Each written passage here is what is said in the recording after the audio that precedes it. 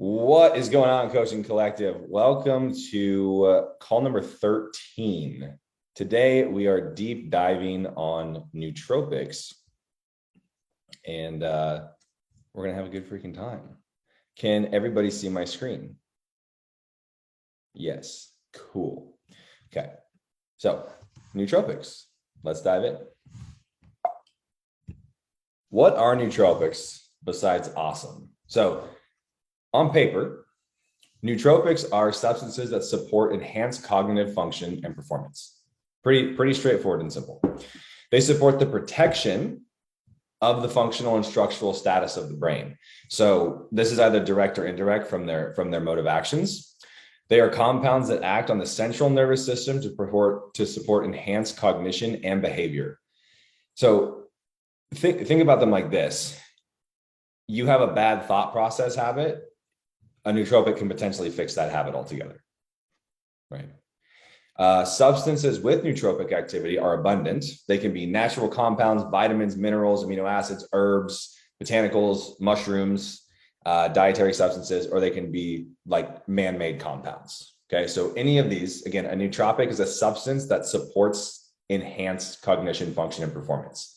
So anything that supports your cognitive function is technically considered a nootropic. Make sense? Okay. So what is cognition? It's a higher order function of the human brain that emerges from many intersection brain functions and physiological processes. All aspects of perception, experience, and thought apply here. So remember, cognition is the world around us is nothing but our own perception of things and our nervous system taking educated guesses. And we just as humans in general, we can only see like 0.004% of the available color spectrum. Like that's a scientific fact. I think I've talked about that in another place before. So cognition, and it can be improved. So this goes down to sensory perception, attention, memory and learning, language comprehension, speech production, association, right? That equals bad, that equals good. Concept formation, pattern recognition, reasoning, planning, problem solving, decision making, abstract thinking. This is all embodied in your cognitive abilities. So again, going back to what nootropics do, nootropics can enhance any of these. Any of these cognitive functions, nootropics have a role in helping them.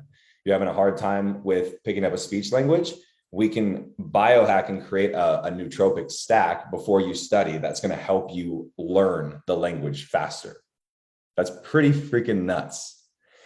So an important aspect of all these processes is that they are ever changing, just like everything. There is a continuous creation of new neuronal connections, a constant adjustment of synapses, and a ceaseless fine-tuning of neurotransmitter signaling.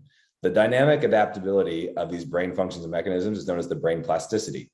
Cognitive performance is not an immutable personal trait. It's a reactive property of brain function. So to kind of put this a little bit easier, like brain elasticity is like the more you use it, the more it grows.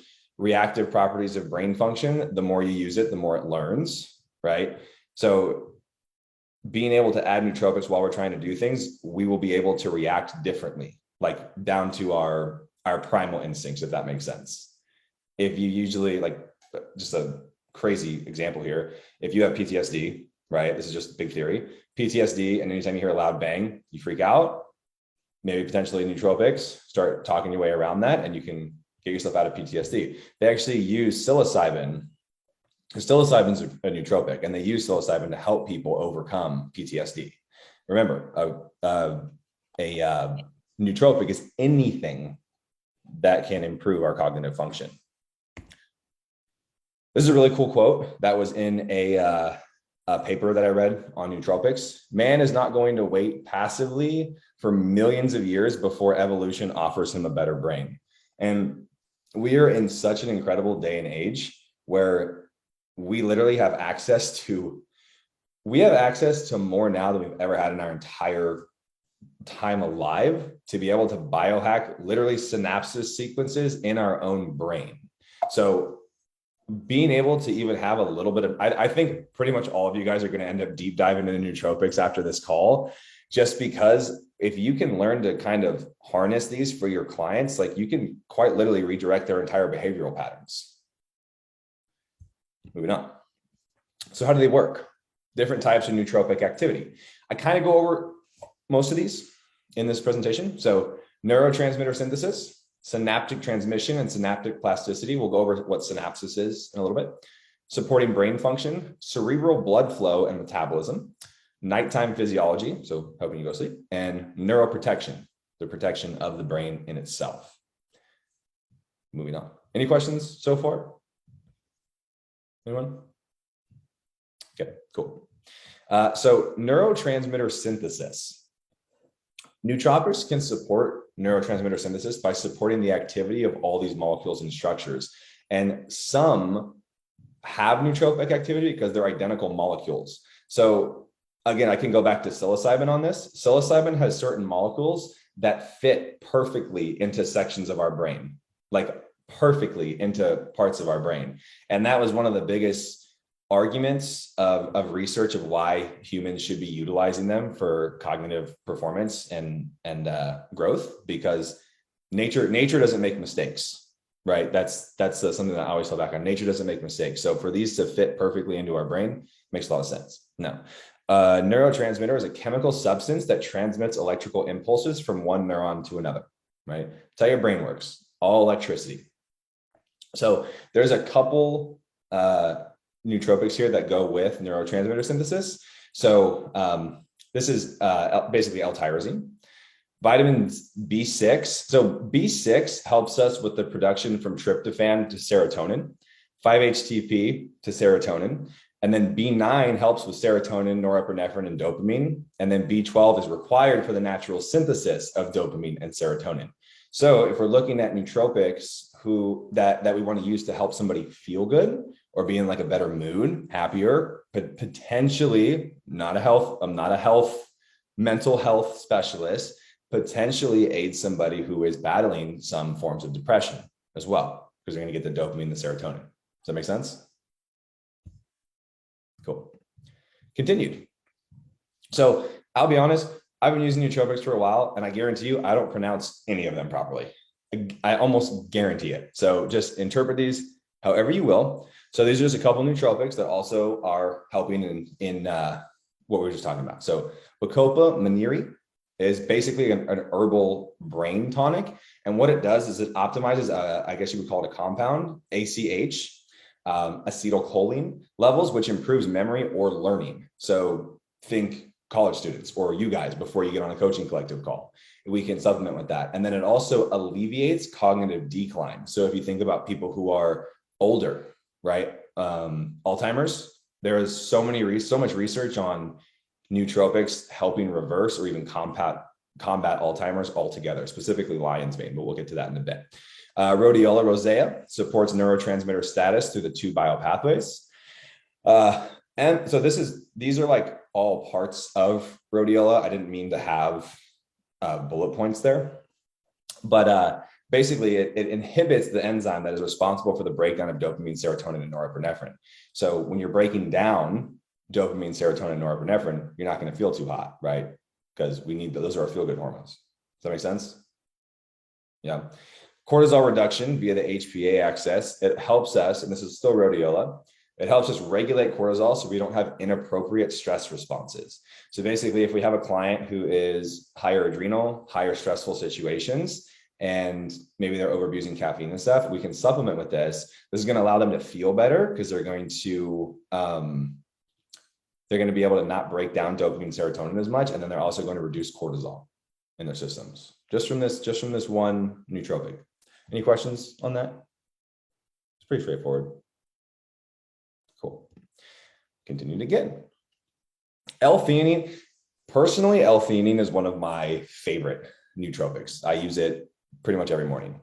So it's most well known for alpha brainwave boosting activity, and think a wakeful relaxation. So I like it in the morning because I like to start my morning very low stress, but I like to still be cognitive, right? Because that's when I get most of my work done.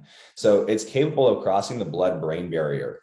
Once in the brain, it helps to regulate all your brain chemicals. So basically, this is something that goes into your bloodstream and can cross over into your actual brain, which is pretty freaking cool if you think about it. Moving on, I just call this one PS because I can't pronounce it.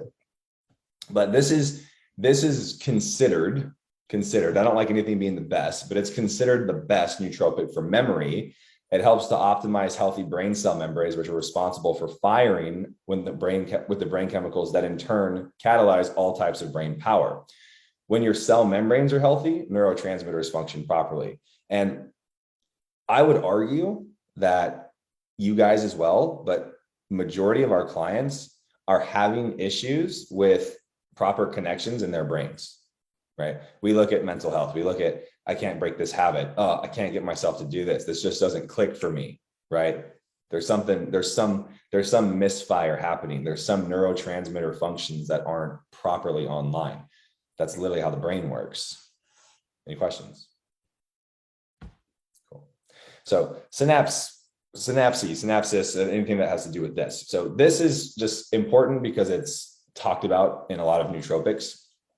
So it's basically also called neuronal junction, the site of transmission of electrical nerve impulses between two nerve cells or between a neuron and a gland of muscle cell. So it's basically the electrical pulse that sends signals.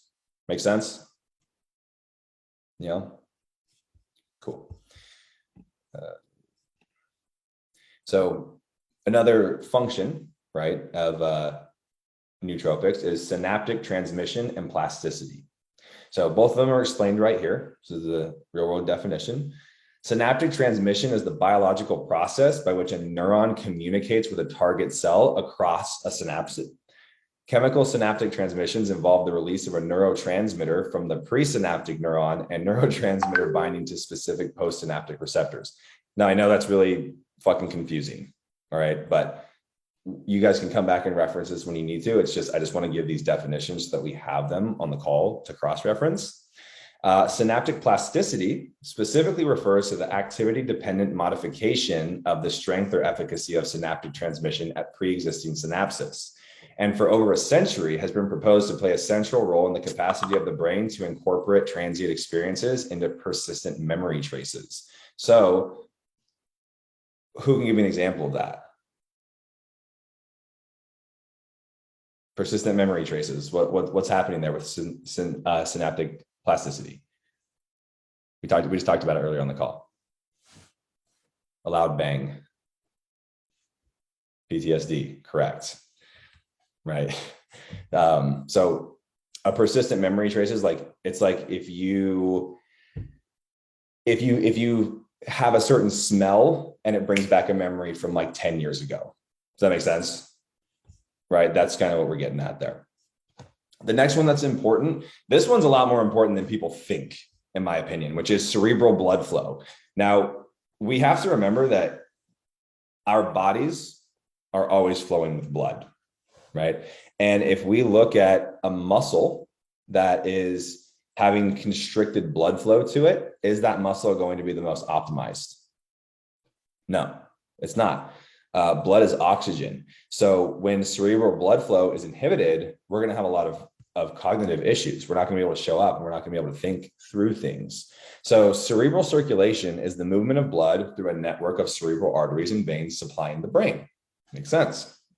The rate of cerebral blood flow in an adult human is typically 750 milliliters per minute, or about 15% of cardiac output.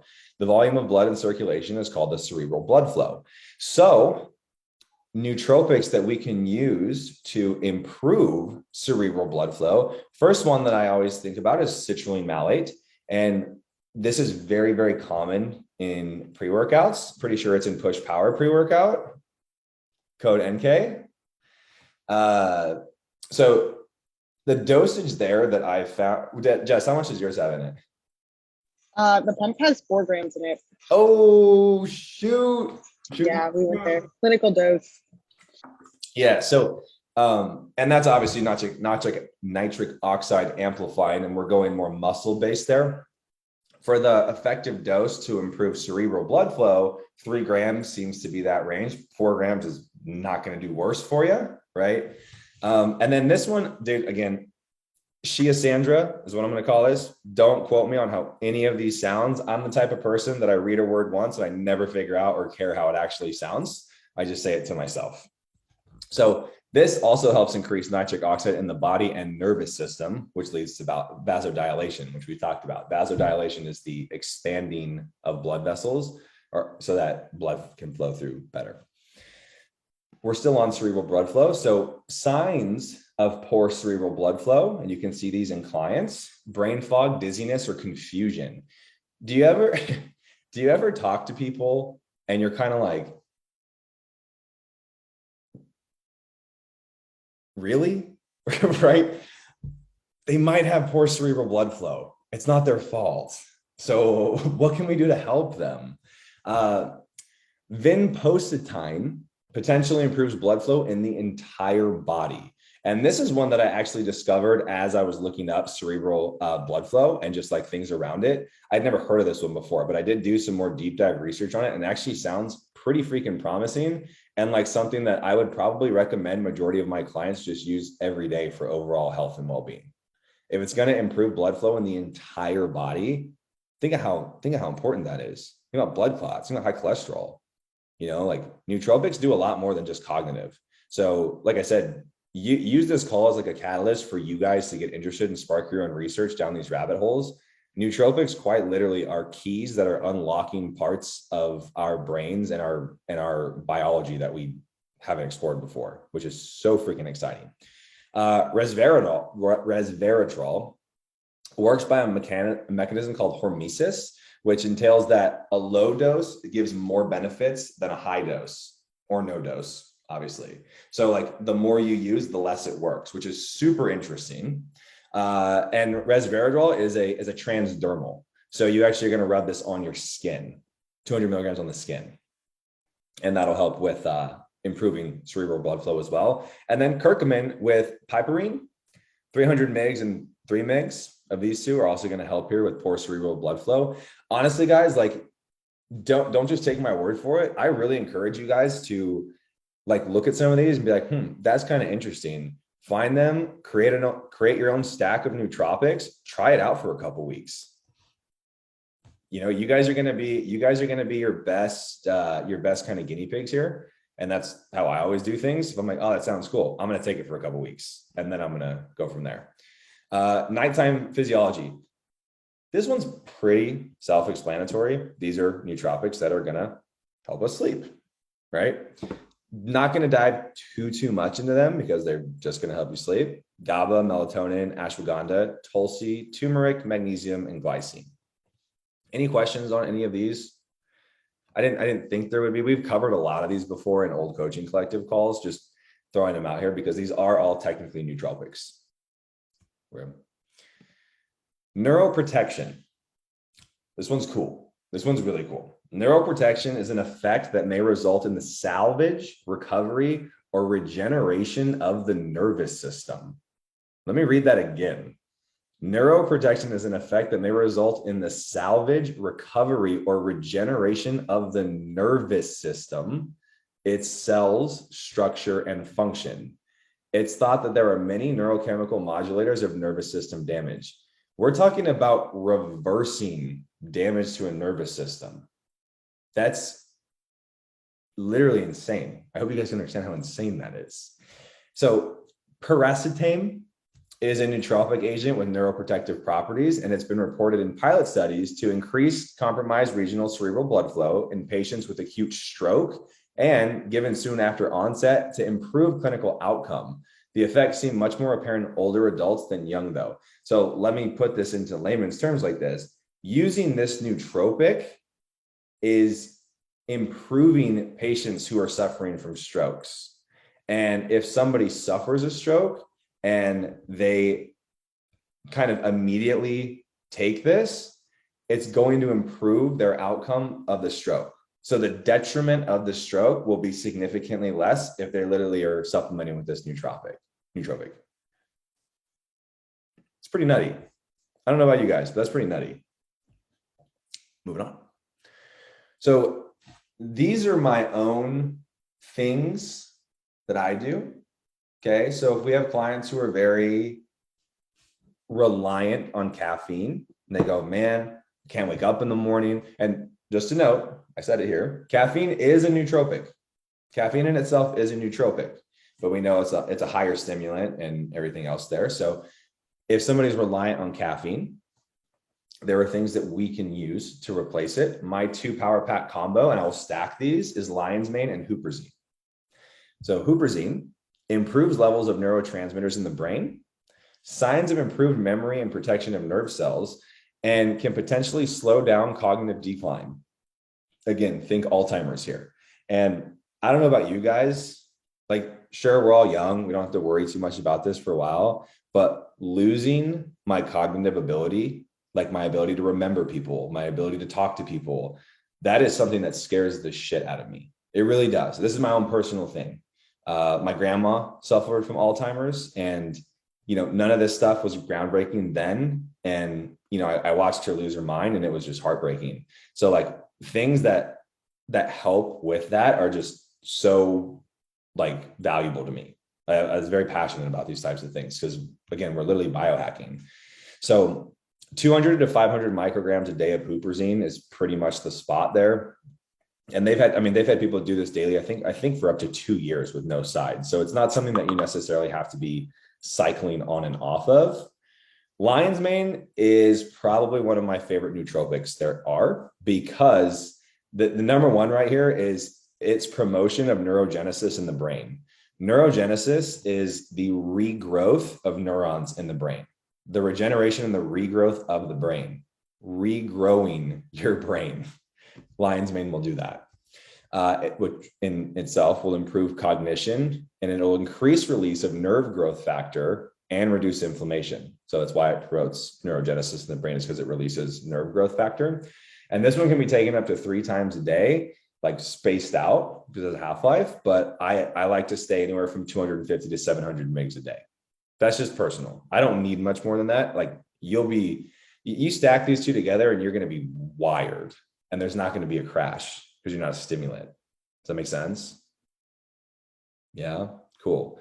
Now, this next one, I have done this multiple times with people, and this one might be a little taboo, because anytime you're talking about medications or anything like that, people get a little crazy. But I personally have had a multitude of clients who are diagnosed ADHD and on medications come off of medications altogether and like have significantly better lives. ADHD medication is very well known for blunting appetite. And these people are chronic undereaters, and then their systems are just not optimized in itself. And if your systems aren't optimized, well, your brain takes up, I believe, 30% of your calories or 30% of your carbs. It's one of those. Who knows? Somebody correct me on that. It's either 30% of your calories or 30% of your carb intake. I can't remember. Somebody Google it and then correct me in a bit. But if systems are down regulated because we're unable, it's your carb intake. It's carb intake. Okay. Yeah. Now we know. So I'm an advocate of, if we're underfed, we're going to underperform. If we're underfed, we're going to deteriorate. If we're underfed, the body has to make sacrifices somewhere, and I don't want it to do that. So to replace ADHD, I've stacked these nootropics, L-theanine, tyrosine, huperzine, bacopa, alpha GPC, and lion's mane with people. Or I've only used psilocybin and microdosed them between 0.1 to 0.2 grams every 2 to 3 days. So basically I'll do 2 days on, 1 day on, 2 days off for psilocybin, if my goal is to replace somebody on ADHD medication. You can combine these. And again, this is where I can't tell you guys what to do. I can tell you what I do. I can't tell you what dosages to take because people's tolerances are different. You can always start low and titrate it up and kind of mess around with the dosages and the stacks. But like I think I did talk about my nootropic stack on the last call, didn't I? Like my power pack one for focus. I think I did. But when you start supplementing and you start experimenting, you guys will find your your stack. And then like, those are the types of stacks that you can go, hey, clients, you're struggling with this. I struggled with that. And this is what I use. Try it out. Does that make sense? Nootropics they're not new, but they're not old either. So there's not a lot of there's not as much conversation around them as I truly feel like they deserve. Honorable mentions of nootropics. Wow, actually getting through this presentation a lot faster than I thought. Cool. Alpha GPC, also pretty popular in pre-workouts. Jess, is this in push power? It's not, but a variation of it is. Okay. So what alpha GPC does is it increases the release of neurotransmitter ACH, which ACH is the one that I couldn't pronounce. It doesn't matter. ACH, and facilitates learning and memory. Prevents exercise-induced reductions in choline levels. So that's something that we can see in people who over-exercise. Choline drops too low. And then it also increases endurance performance and growth hormone secretion, which is why it's so popular in pre-workouts. Ginkgo biloba, don't know if I said it right. This one is an honorable mention. This is one that I think is, actually, I don't really know what it's valued at, but it's not talked about enough. So this one effectively aids in improving mental function or treating anxiety, demotion. That is not what I meant to write. I can tell you that much. Leg pain caused by circulation problems, PMS symptoms. This thing even treats vision problems caused by glaucoma. It can help with diabetes, and it can even help people stabilize on vertigo, like if they're super dizzy. So dude, nootropics are crazy. They really freaking are. And like the functions of them and the depth of them is just so wild. So moving forward, that's literally the entire presentation. We have the immense power of biohacking readily available, and we still do nothing about it. Do we have questions and comments? That was actually way faster than I thought it was going to be. I don't know why I told myself that it was going to be such a long call. So what do you guys think? Questions, comments? 30 minutes, not bad. Where do you buy yours? Dude, Amazon's the go. Yeah, honestly, you can pretty much pick up anything on Amazon. And when it comes to these nootropics, they're kind of like vitamins. Like there's not like a name brand that's going to be better or higher quality. Like they just kind of are what they are. You know, it's like buying creatine monohydrate from First Form or the cheapest one on Amazon. It's the same thing. It's just a different label. So yeah, I just go on Amazon and pick up whatever I can. There are some companies. There's a company called, it's like Doublewood, I think.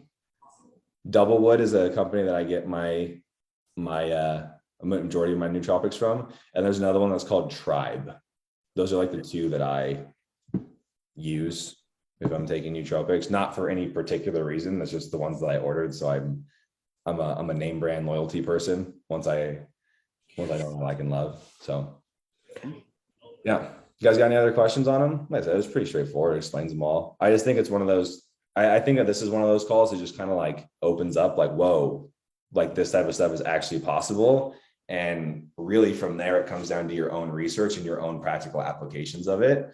And if you guys want, we can create another channel in the Slack channel, or another thing in the Slack channel purely about nootropics. If you guys have like questions or like ones that you want to use or thinking you're using for a certain thing. So I'll add that right now. And if you guys aren't in the Slack channel, get in the freaking Slack channel. All right. All right, dudes. Well, that's that. Fastest call we've ever had. I love it. See you guys next week.